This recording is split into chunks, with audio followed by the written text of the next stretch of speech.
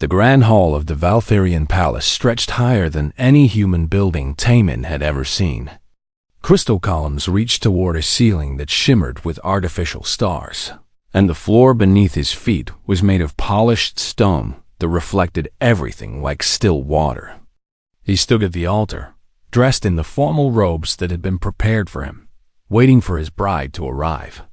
He had never imagined his life would lead to this moment. 3 months ago, he was living quietly on Earth, tending to his small apartment garden and teaching self-defense classes to children in his neighborhood. Then the ambassadors came. They explained that the peace treaty between Earth and the Valtherian Empire needed something stronger than signatures on paper. They needed a bond of trust. They needed a marriage. Taemin had many reasons to say yes, though he told no one the real ones. Now he waited, watching as the Valtherian nobility filled the hall. They were magnificent beings, each standing over 8 feet tall with skin that looked like colored crystal. Some were blue, others green or purple, and they all moved with a grace that seemed impossible for creatures so large. The music began, a sound like wind chimes and deep drums mixed together. Queen Ezari entered the hall, and Taemin's breath caught despite himself. She was taller than the others, her crystalline skin a deep violet that caught the light beautifully. She wore robes of silver thread that flowed around her like water, and on her head sat a crown that seemed to be made of frozen lightning. She walked toward him with measured steps, her face unreadable. When she reached the altar, she looked down at him. Her eyes were like amethysts, beautiful and cold. The ceremony was performed in both languages. Taemin spoke his vows clearly, promising to honor the alliance between their peoples and to stand beside her as her husband. Ezari spoke hers with perfect formality, her voice carrying to every corner of the vast hall. Neither of them mentioned love. This was business, politics, a treaty made flesh. When the ceremony ended, they were married. The celebration that followed lasted for hours. Taemin sat beside his new wife at the high table, watching the Valtherian nobles dance and feast. They ate food that glowed faintly and drank wine that tasted like starlight. Several nobles approached to congratulate the queen, but few spoke to Taemin directly. When they did, their words were polite but distant, as if they weren't quite sure what to make of him. Ezari barely spoke to him during the feast. She discussed matters of state with her advisors, managed the politics of the room with expert skill, and occasionally glanced at him as if remembering he was there. Taemin didn't mind. He had not expected warmth. That night, Ezari showed him to his chambers. They were separate from hers, connected by a shared sitting room. The rooms were beautiful, filled with furniture sized for humans and a window that looked out over the city below. Light sparkled in the darkness like a sea of stars. "I hope you find them comfortable," Ezari said, standing in the doorway. "If you need anything, the servants will assist you." "Thank you," Taemin replied. "They're more than adequate." She studied him for a moment, her crystalline face impossible to read. "This marriage serves both our peoples. I will treat you with respect, and I expect the same." "Of course." "Good. I have meetings early tomorrow. The servants will show you the palace. You may explore freely." She paused. "Within reason." Then she was gone, the door closing softly behind her. Taemin stood alone in his new home on an alien world, married to a queen who looked at him like a piece of furniture that had been placed in her palace by someone else's decision. The days that followed established a routine. Ezari was busy ruling an empire that spanned dozens of star systems. She attended council meetings, received ambassadors, reviewed military reports, and managed the complex politics of her court. Taemin saw her at formal dinners and occasional state functions, but otherwise their lives barely intersected. He filled his time exploring the palace and its grounds. The royal archives fascinated him, filled with the history of a civilization that had been traveling the stars when humans were still learning to make fire. He spent hours reading about Valtherian culture, their wars and achievements, their art and philosophy. He also started a garden in a small courtyard that the servants told him was unused. Earth plants grew strangely in the Valtherian atmosphere, but Taemin enjoyed the challenge. He spent his mornings there, his hands in the soil, finding peace in the simple work. The Valtherian court watched him with barely concealed disappointment. They whispered when they thought he couldn't hear, commenting on how small and weak he was compared to their warriors. Some wondered aloud why the humans had sent such a soft representative. Surely Earth had stronger specimens to offer their queen. Commander Halvan was the most vocal about his doubts. He was the head of the royal military, a massive Valtherian with dark blue skin and countless battle scars. He made no secret of his opinion that the marriage was a mistake. The humans defeated us through trickery and cowardice, he told the queen during a council meeting that Taemin attended. They hid in their ships and struck from the shadows. Now they send us this gardener as a symbol of their strength? It is an insult. Taemin said nothing. He had learned long ago that some opinions couldn't be changed with words. Azari defended him, but only from political necessity. The marriage was agreed upon by both governments. Taemin is a respected diplomat who helped negotiate the treaty. That is sufficient. Not exactly a passionate defense, Taemin noted, but he hadn't expected one. His sister G1 visited him sometimes. She was part of the human embassy staff and worried about him constantly. "Are they treating you well?" she asked during one of her visits, watching him work in his garden. "Well enough," Taemin replied, carefully transplanting a tomato seedling. "You don't have to do this, you know? If you're unhappy, we can find another way." Taemin shook his head. "This is where I need to be." G1 knew him well enough not to push. She had been there during the war. She understood his reasons, even if she didn't agree with them. 3 weeks into the marriage, news arrived that changed everything. A mining colony on the frontier had been attacked by Krell pirates. The colony housed over 10,000 Valtherian workers and their families. The Krell were demanding ransom and threatening to destroy the colony if their demands weren't met. Commander Halvan immediately began preparing the royal fleet for deployment. Asari would command personally, as was Valtherian tradition for their monarch. The palace became a hive of activity as ships were readied and soldiers prepared for battle. Taemin found the queen in the war room, studying holographic displays of the colony and surrounding space. She looked tired, the weight of thousands of lives on her shoulders. "Your Majesty," Taemin said quietly. She turned, surprised to see him. "Taemin, what is it?" "I request permission to accompany the fleet." Azari frowned. "That's not necessary. You're a diplomat, not a soldier. There's no reason for you to risk yourself." "I would like to observe how the Valtherian military operates," he said simply, "to better understand your people and their strength. If we are to have peace, I should see what your warriors can do." It was a reasonable request, phrased in a way that appealed to Valtherian pride. Azari considered for a moment, then nodded. "Very well. But you will stay on the flagship, away from danger. I will not have it said that I led my husband to his death 3 weeks after our wedding. Thank you, Your Majesty." As Taemin left the war room, he passed Commander Halvan in the corridor. The big Valtherian looked at him with something like pity. "Battle is not a garden, human," Halvan said. "Stay in your quarters when the fighting begins. You will only be in the way." Taemin simply nodded and continued walking. The fleet would depart at dawn. Taemin returned to his chambers and opened a locked case hidden in the back of his closet.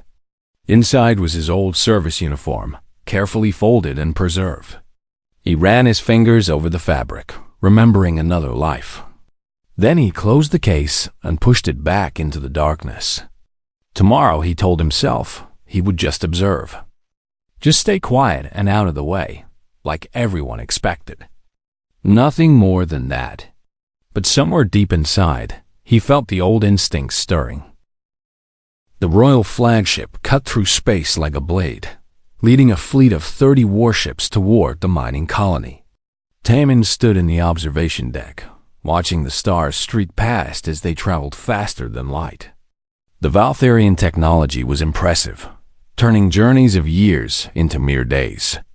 Queen Ezeri commanded from the bridge, her voice calm and authoritative as she coordinated the fleet. Commander Howland stood at her side, pointing out tactical formations on the holographic displays. Tamin remained in the back of the bridge, silent and unnoticed, exactly as everyone expected. They arrived at the colony after 2 days of travel. The mining operation was built into a massive asteroid, surrounded by a field of smaller rocks that drifted in chaotic patterns. It was a natural maze, perfect for the pirates to hide in. "Report," Ezari commanded. Captain Narix, the flagship's commanding officer, studied the displays. "The Krell have established defensive positions throughout the asteroid field. I count at least 40 ships, all armed. They're using the colony as a shield. If we attack directly, our weapons might damage the facility and kill the hostages." Alvin growled deep in his throat, a sound like rocks grinding together. "The Krell are cowards who hide behind innocent people. But we cannot let them think they can threaten the Empire without consequence. Send in the first wave," Ezari ordered. "Fighter craft only. Test their defenses." Tamin watched as 20 Valtharian fighters launched from the fleet, sleek vessels that glowed with blue energy. They dove into the asteroid field, their pilots navigating the floating rocks with skill. Almost immediately, Krell ships emerged from hiding spots, firing plasma cannons that lit up space with green fire. The battle was fierce, but short. The Krell had superior positioning and numbers. After 10 minutes, only 12 Valtharian fighters returned. 8 had been destroyed. Alvin slammed his massive fist on the command console. "They know every hiding spot in that field. They've had weeks to prepare their ambush points." "Send the second wave," Ezari said, her voice tight. "Heavy fighters this time, with bomber support." The second wave fared no better. The Krell ships darted between asteroids, appearing and disappearing like ghosts. They had studied Valtharian tactics and knew how to counter them. More ships were lost. Tamin watched the pattern of the attacks, his eyes tracking the way the Krell moved. He saw something that the others had missed, a rhythm to their movements, a predictable rotation of their ambush positions. He almost spoke up, then stopped himself. Who would listen to the Queen's soft human husband? The third wave was preparing to launch when an alarm screamed across the bridge. "Krell boarding craft!" Captain Narix shouted. "They're targeting the flagship." Everyone had been so focused on the asteroid field that they missed the small ship sneaking around the fleet's flank. 3 Krell boarding pods attached themselves to the flagship's hull with magnetic clamps, and cutting torches began burning through the armor. "Security teams to breach points!" Alvin roared, already running toward the nearest elevator. "Protect the Queen!" Palace guards surrounded Ezari immediately, their crystal skin shifting to a harder, more armored state. It was a Valtharian biological defense, turning their bodies into living shields. But the guards looked nervous. The Krell were brutal fighters, known for their savagery. "Your Majesty, you must go to the secure room," Captain Narix urged. "No," Ezari said firmly. "I will not hide while my people fight. I stay on the bridge." Tamin moved closer to her, his movements quiet and unassuming. No one paid him any attention. Just the human, staying close to his wife out of fear. That's what they all thought. The sounds of fighting echoed through the ship's corridors. Plasma fire, screams, the crash of bodies hitting walls. The bridge crew monitored the security feeds, watching as Valtharian soldiers clashed with Krell boarders. Then the elevator doors opened, and everything went wrong. 3 Krell warriors emerged, having fought their way through the ship's defenses. They were massive creatures, even bigger than the Valtherians, with thick armor plates and 4 arms that each held a weapon. Their faces were hidden behind helmets, but their roars of aggression needed no translation. The palace guards fired their weapons, but the Krell armor absorbed the shots. One guard charged forward with a blade, only to be swatted aside like an insect. Another fell to plasma fire. The third managed to wound one of the Krell before being knocked unconscious. The 3 Krell advanced on Queen Izuri. Captain Narix tried to draw his sidearm, but was too slow. The bridge crew scrambled for weapons they didn't have. The remaining guards were too far away, still dealing with other boarders. Taemin stepped between the Krell and his wife. The Krell stopped, looking down at the small human. Then they laughed, a harsh barking sound. One of them said something in their language, probably mocking him. The biggest one reached out with 2 of its arms, intending to simply push him aside. What happened next took less than 30 seconds, but it changed everything. Taemin moved. Not the casual movements of a gardener or diplomat, but the precise, deadly motions of someone who had spent years perfecting the art of combat. He ducked under the Krell's reaching arms, stepped inside its guard, and struck the joint where the creature's lower arm connected to its body. There was a crack of breaking exoskeleton, and the arm hung useless. The Krell roared in pain and anger, swinging its other arms wildly. Taemin wasn't there. He flowed like water, always one step ahead of the attacks. A small device on his wrist activated, projecting a circular shield of blue energy. Plasma bolts from the other 2 Krell bounced off it harmlessly. He moved to the second Krell, the one firing at him. His movements were economical, wasting no energy. A sweep of his leg took the creature off balance. As it fell, he twisted, using the Krell's own momentum to send it crashing into the third one. The first Krell, still functional despite its broken arm, pulled out a plasma blade and charged. Taemin's shield caught the blade, redirecting it.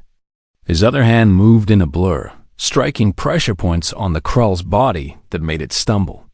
A final strike to the back of its neck, and the massive warrior collapsed. The second and third Krell scrambled to their feet, more cautious now.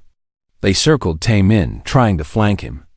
He tracked both of them with a calmness that was terrifying in its precision. When they attacked together, he used the shield to block one while deflecting the other's strike into empty air. His movements were like a dance, beautiful and deadly. One more Krell fell, unconscious from a precisely placed blow. The last one hesitated, then tried to run. Taemin threw something small and metallic.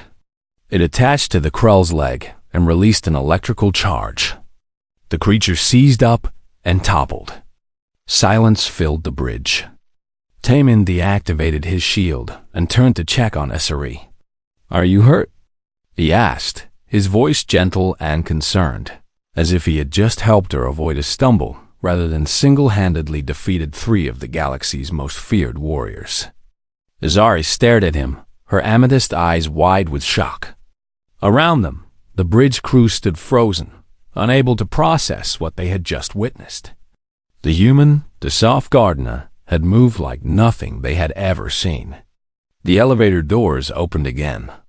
Sergeant Yunho appeared with 4 human marines, weapons ready. He took in the scene, the 3 unconscious Krell, and Taemin standing calmly in the middle of it all. The sergeant came to attention and saluted sharply. "Colonel," he said with deep respect, "we secured the other breach points. Are you injured, sir?" The word hung in the air like a thunderclap. "Colonel," Izuri's breath caught. She looked at Taemin, really looked at him, and saw him differently for the first time. The gentle movements in the garden were the same economy of motion he used in combat. The quiet observation during meetings was tactical assessment. The calm acceptance of insults was the confidence of someone who had nothing to prove. Who had she married? Tamin didn't acknowledge the title. Thank you, Sergeant. The Queen is safe. Return to your posts, sir. Yunho saluted again and left with his Marines. Commander Halvan arrived moments later, having fought his way through the ship. He stopped short when he saw the fallen Krell and Tamin standing over them. What happened here? My husband protected me, Isari said quietly, her voice strange even to her own ears. He defeated all three of them alone. Halvan looked at Tamin with new eyes, confusion and something like respect mixing on his face. You were a soldier. I was many things, Tamin replied softly. Now I'm a husband and a diplomat. That's all that matters. He walked away from them, back to his spot at the rear of the bridge, as if nothing unusual had happened.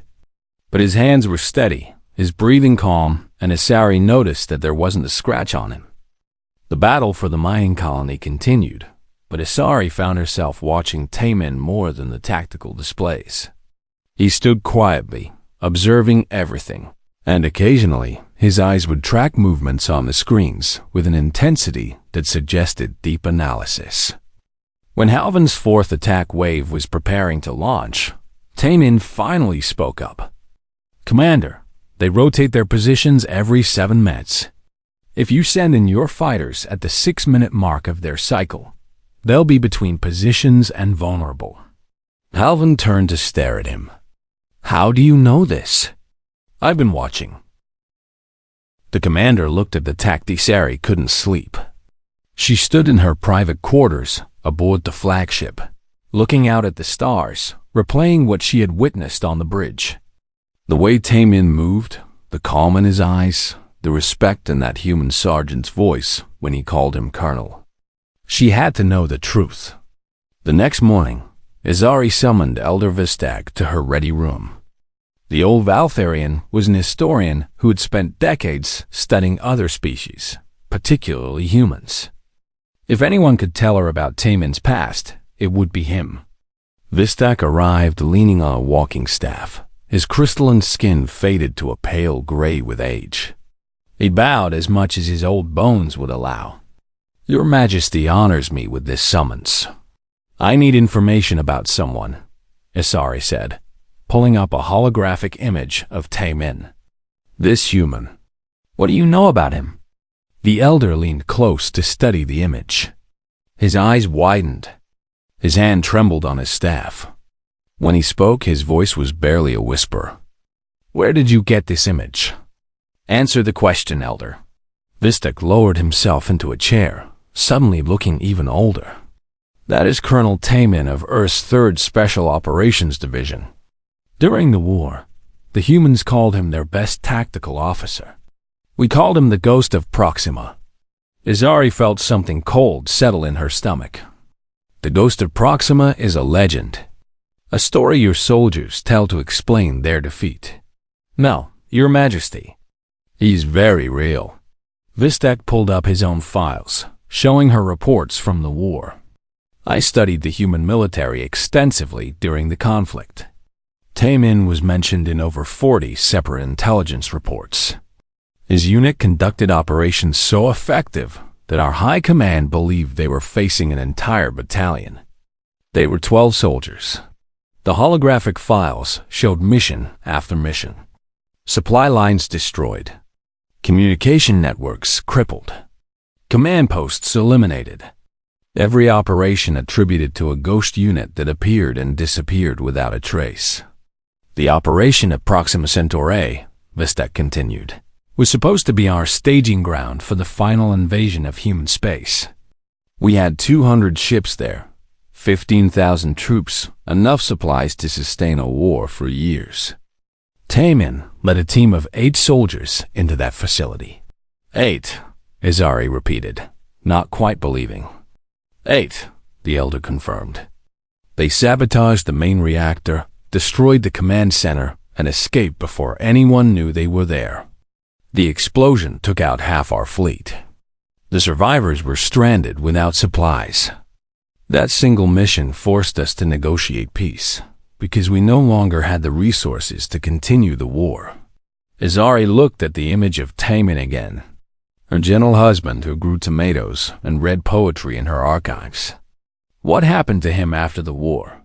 He disappeared. The day the peace treaty was signed, he resigned from military service. The human government tried to convince him to stay, offered him medals and promotions, but he refused everything. He became a diplomat and a teacher.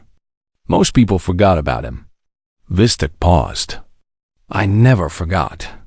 I lost my brother at Proxima. I'm sorry, Izuri said softly. The old Valvalian nodded. So was he, I suspect. That's why he fights for peace now. He looked at her carefully. May I ask, Your Majesty, why you are inquiring about this human? Azari hesitated, then decided the truth was simplest. Because I married him. Vistak's eyes went wide with shock. Then, slowly, he began to laugh. It was a dry, wheezing sound, but genuine.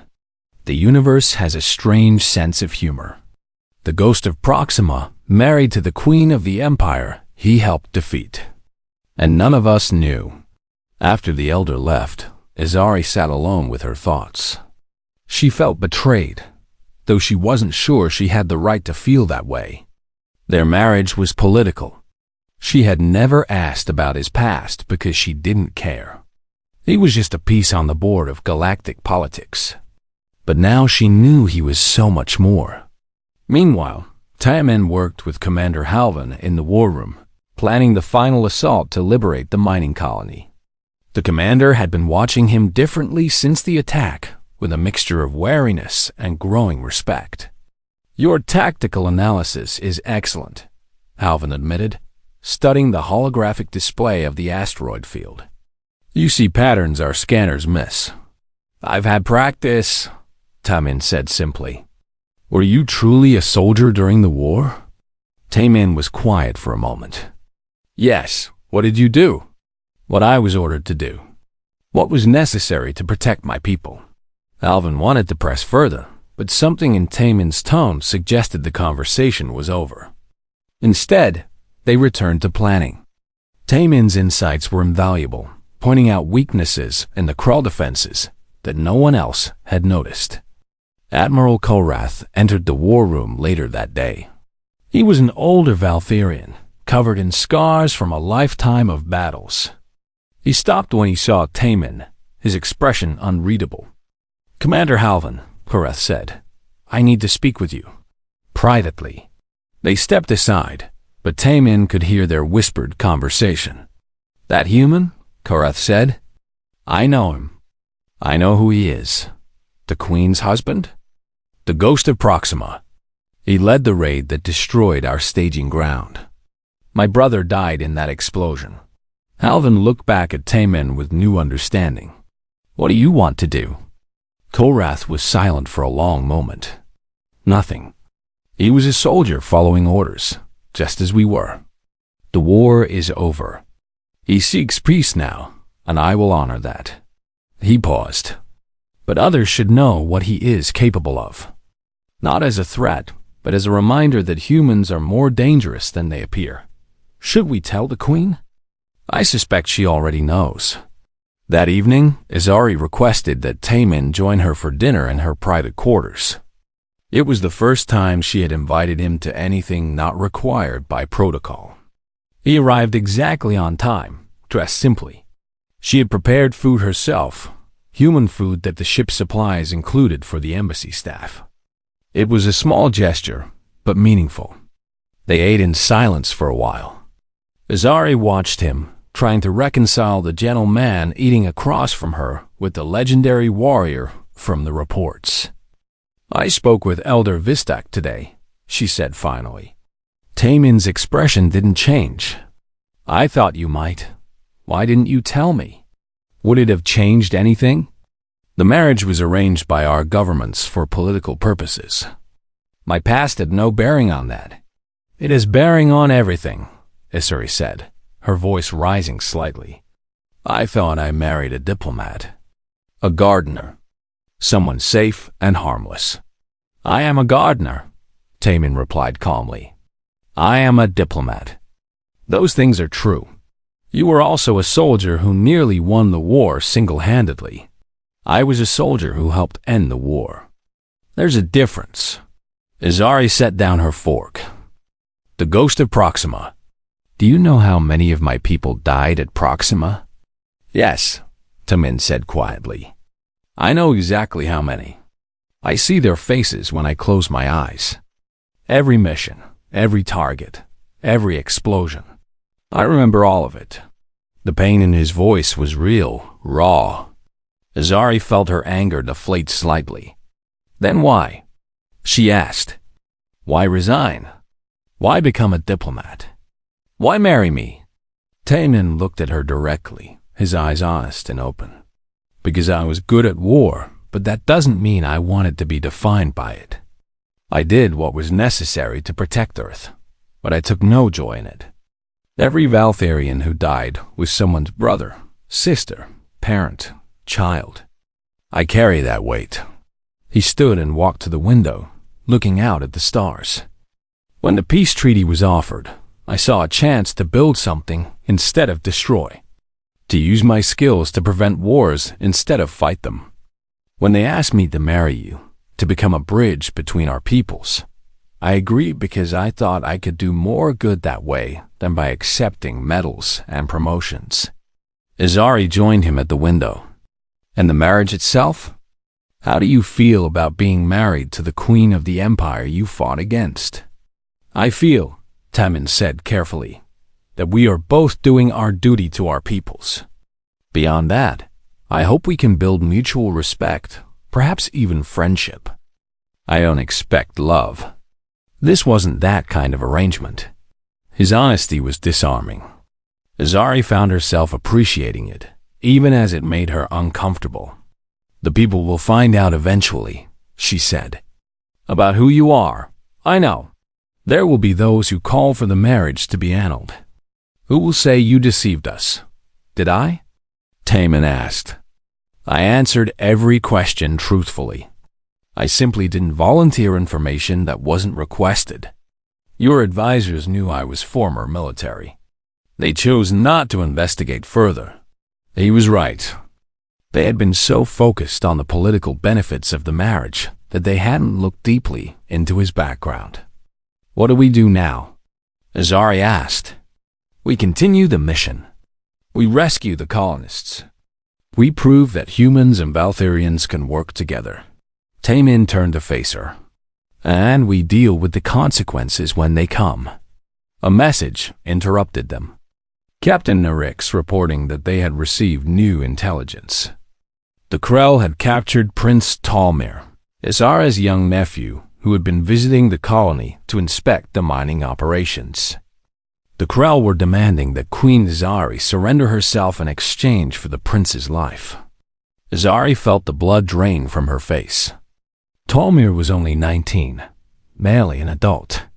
He was curious and kind, with his whole life ahead of him. We have 12 hours to respond, the captain reported. Taemin looked at the message, his expression becoming distant.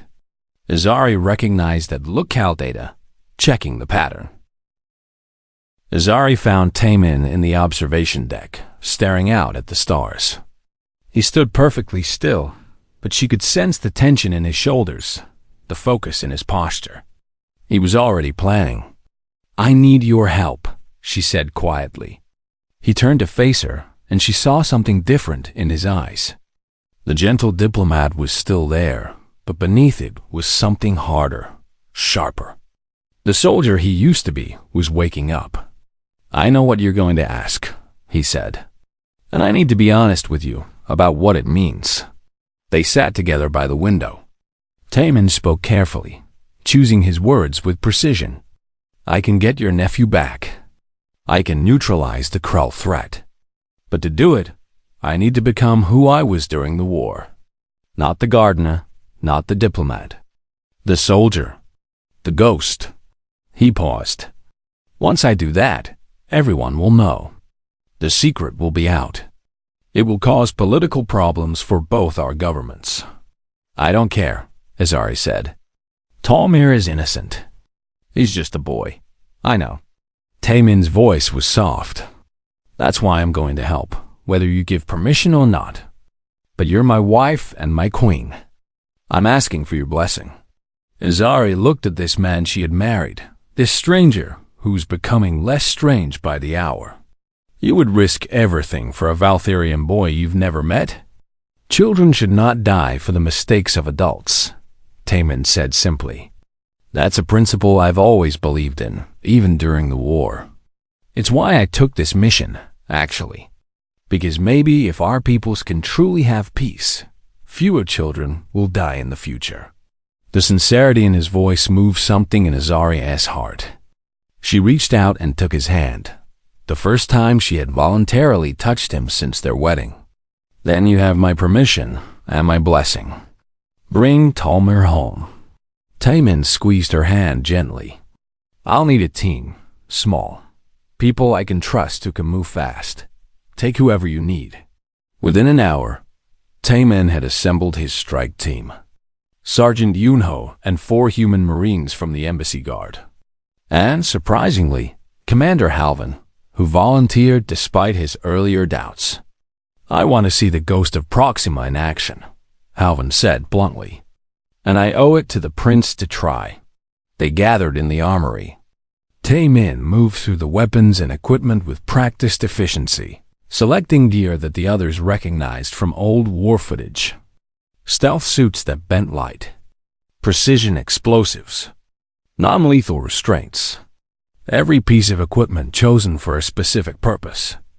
The Krell stronghold is in the largest asteroid, Taemin explained, pulling up a holographic map.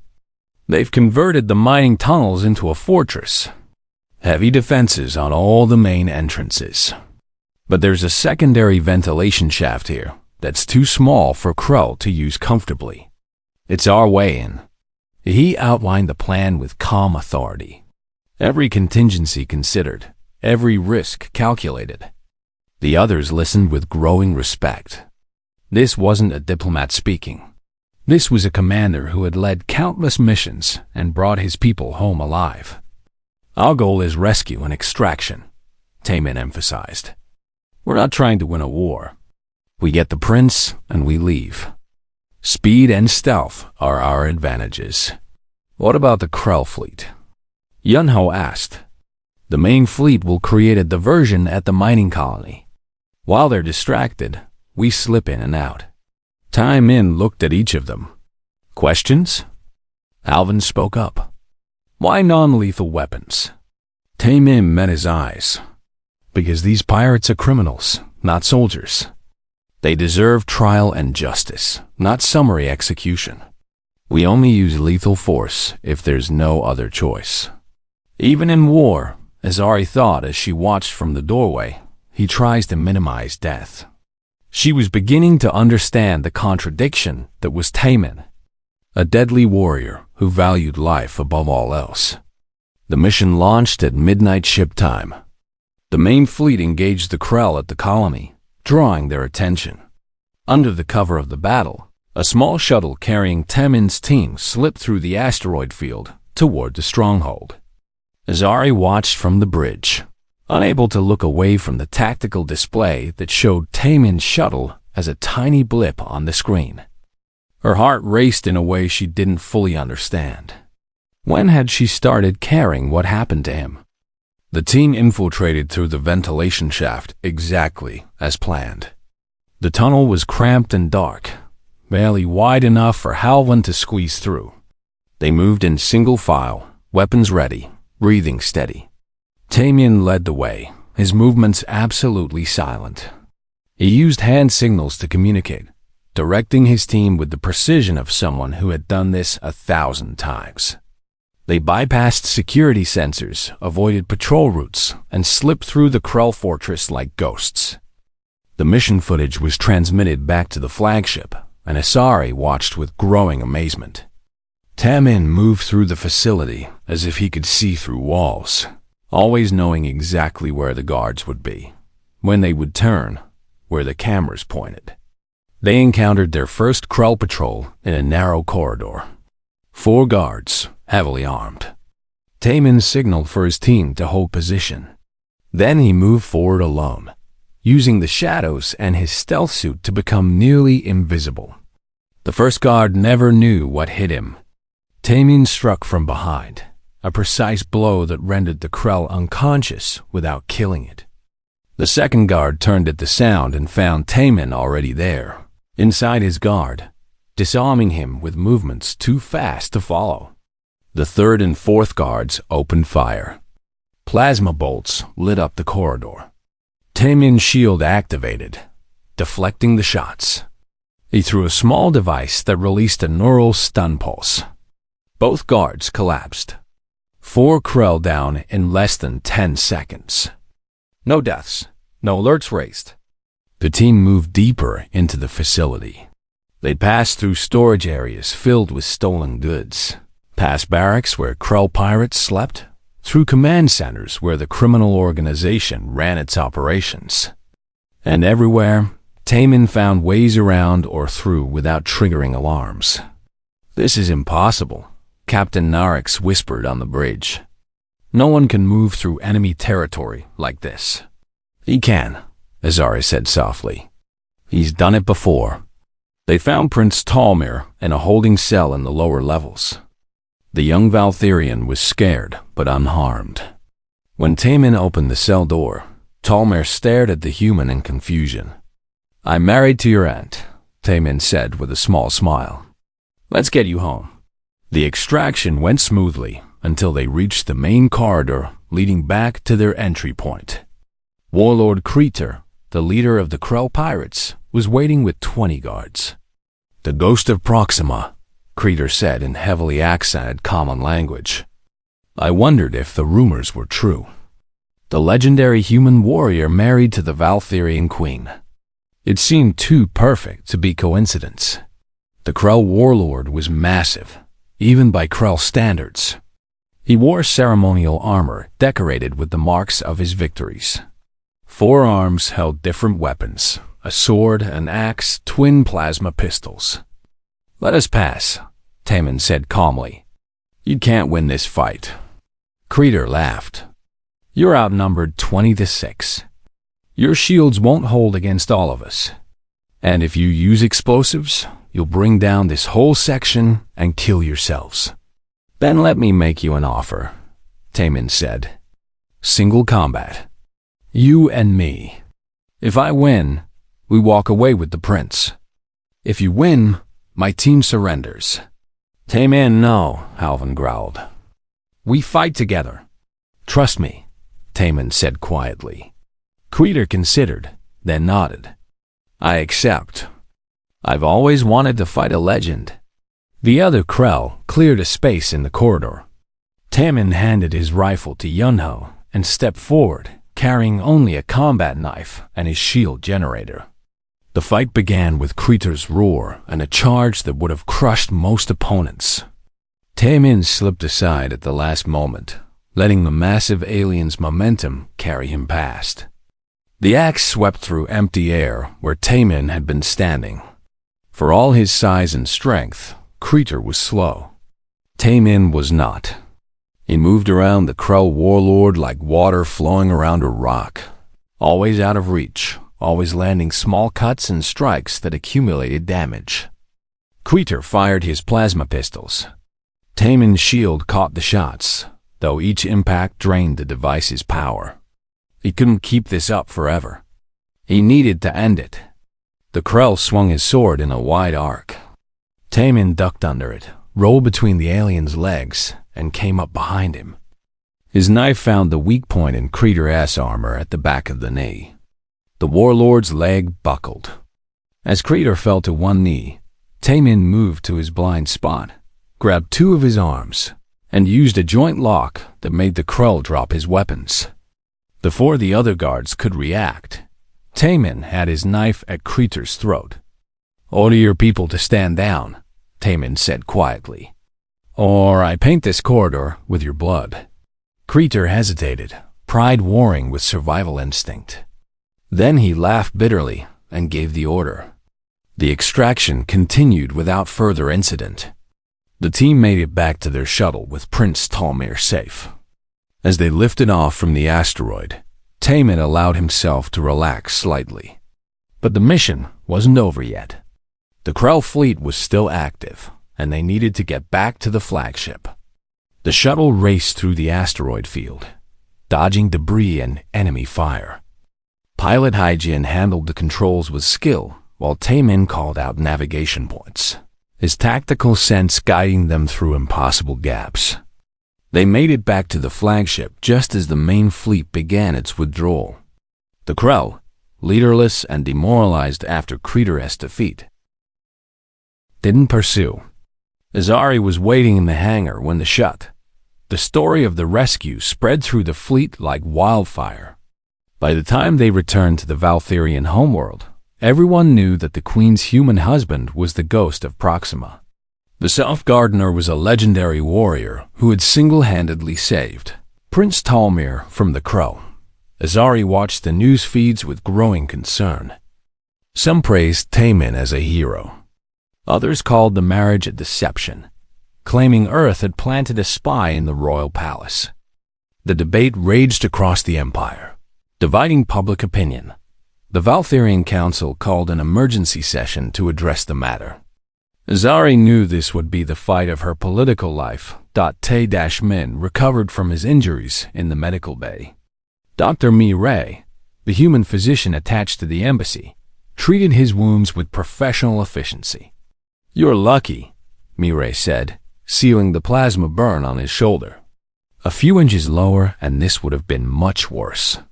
"I know," Taman replied quietly. "The whole Empire is talking about you. How does it feel to be famous again?" "It doesn't feel like anything. I'm the same person I was yesterday." Mi-Ray smiled slightly. "But everyone sees you differently now. Including the Queen, I think." Taman didn't respond to that. The council session was held in the Great Chamber, a massive room where the Empire's leaders gathered to make decisions that affected billions of lives. Azari stood before them alone, as was tradition when the Queen herself was being questioned. The council consisted of 15 members, representatives from different regions and factions within the Empire. Some were military leaders, others diplomats or scientists. All were powerful, and most were skeptical of the human presence in their government. Councilor Vexron spoke first. He was an old warrior, covered in scars, who had fought in the war against Earth. "Your Majesty, we must address this marriage. You wed a human who hid his true identity from us, a soldier who killed thousands of our people. How can we trust that this wasn't Earth's plan all along? Colonel Taman killed our soldiers during a war that we started," Azari replied firmly. "A war that we lost because we underestimated humanity. He did his duty to his people, just as our soldiers did theirs. But he deceived us," another counselor argued. "He presented himself as a simple diplomat when he was really a legendary warrior. Did he?" Azari challenged. His service record was available to anyone who looked. Our own advisors knew he was former military. They simply didn't investigate further because they assumed a human couldn't be that important. That was our failure, not his deception. Counselor Larix, a diplomatic expert, spoke more thoughtfully. "The question isn't whether he deceived us, but whether this marriage can survive now that the truth is known. The people are divided. Some see him as a hero who saved Prince Talmir. Others see him as the ghost who destroyed our fleet at Proxima. This division threatens the stability of the Empire. Then we educate them," Isari said. "We show them that Taman represents exactly what this peace treaty was meant to create. Someone who can bridge the gap between our peoples, who understands both war and peace, who fights for life instead of death." "Pretty words," Vexron said coldly. "But can you honestly say you trust him? Can you stand before us and say that you believe his intentions are pure?" Azari paused. In that moment of silence, she realized something important. "Yes," she said quietly. I trust him completely. Not because I'm naive, but because I've seen who he is. He could have used his skills for personal gain, could have leveraged his reputation for power, but instead he grows gardens and teaches children. He saved my nephew, risking his own life for a Valtherian boy he'd never met. That tells me more about his character than any amount of suspicion or fear. The council debated for hours. Some wanted the marriage annulled. Others suggested Taemin be sent back to Earth. A few even proposed that he be arrested as a war criminal, though that position was quickly dismissed as politically impossible. Finally, they voted 8-7 in favor of maintaining the marriage, but with conditions. Taemin would be monitored. His activities would be reported. Any sign of suspicious behavior would result in immediate annulment. It was a victory, but a narrow one. Meanwhile, Taemin faced his own challenges. The human government sent Ambassador Sungho to speak with him privately. The situation is delicate, Sungho explained. They sat in the embassy gardens, surrounded by earth plants that reminded Taemin of home. Some on Earth think you've accomplished exactly what we hoped, gaining the Queen's trust and securing our influence in the Valtherian government. Others worry that you're becoming too Valtherian, forgetting where your loyalties lie. My loyalty is to peace, Taemin said simply. That's all it's ever been. But peace between specific peoples, Taemin. Earth and Valteria. If you have to choose between them, which side do you take? Taemin looked at the ambassador steadily. I chose my side when I married Queen Azari. I'm not a spy or a plant. I'm a husband trying to make a marriage work, and a human trying to build a bridge between our civilizations. If Earth can't accept that, then they chose the wrong person for this mission. Sungho sighed. You were always too honest for politics. That's probably true. The political storms continued for weeks. Azari spent her days managing the council, giving speeches to reassure the public, and dealing with the endless complications of being a queen married to a controversial figure. Tae-Min returned to his routines, tending his garden, reading in the archives, staying out of the spotlight as much as possible. But people watched him differently now. Guards treated him with wary respect. Servants whispered when he passed. Even the palace staff, who had grown comfortable with the quiet human, now saw him as something dangerous. He hated it. One evening, Azari found him in the garden, sitting among his plants as the sun set. She had grown to appreciate this space, the only place in the palace that felt truly peaceful. May I join you? She asked. It's your garden, he replied. No, I think it's yours now. You've put more work into it than I ever did. She sat beside him on the bench. They were silent for a while, watching the colors change in the sky. The council approved our marriage, Azari said finally. Barely. I heard. Congratulations on your political victory. It doesn't feel like a victory. They trust me less now, and they watch you like you're a threat. Taemin pulled a weed from between two plants. I am a threat. That's what I was trained to be. They're not wrong to be cautious, but you're not using those skills against us. No, I'm not. But they don't know that for certain. Trust takes time. Azari watched his hands work in the soil, gentle and careful. Can I ask you something personal? Of course. Why did you really accept this marriage? Not the political reasons, the real reason. Taemin was quiet for a long moment. When he spoke, his voice was soft. I told you, I see the faces of everyone who died at Proxima. That's true. But what I didn't say is that I also see the faces of the soldiers I served with who didn't come home. The civilians caught in crossfire. The children orphaned by war. All of it. He looked at her directly. When they offered me this mission, I saw a chance to save lives instead of taking them. To prove that humans and Valtherians could live together, work together, maybe even care for each other. If this marriage succeeds, if we can show both our peoples that peace is possible, then maybe all those deaths meant something. Maybe they bought us this chance. Azari felt tears forming in her eyes, a rare occurrence for a Valtherian queen. You carry so much weight. We both do. That's what leadership means. She reached out and took his hand. He looked surprised, but didn't pull away. I need to confess something, Azari said. When we married, I saw you as a political tool, a necessary inconvenience to secure the treaty. I didn't see you as a person. I know, Taman said gently. But these past weeks, watching you risk everything for Talmir, seeing how you treat everyone with kindness, even when they fear you, learning about your past and understanding why you chose peace over glory, I see you now. Really see you. I'm ashamed of how I treated you before. You treated me exactly as the situation required, Taman replied. You were a queen doing her duty. There's no shame in that.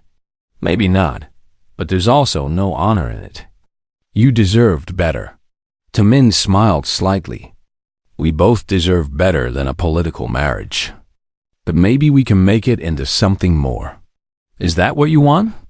He considered the question carefully. I want us to be partners, friends, people who support each other and work together for something bigger than ourselves. If that grows into something deeper over time, I would welcome it. But I won't rush you or pressure you.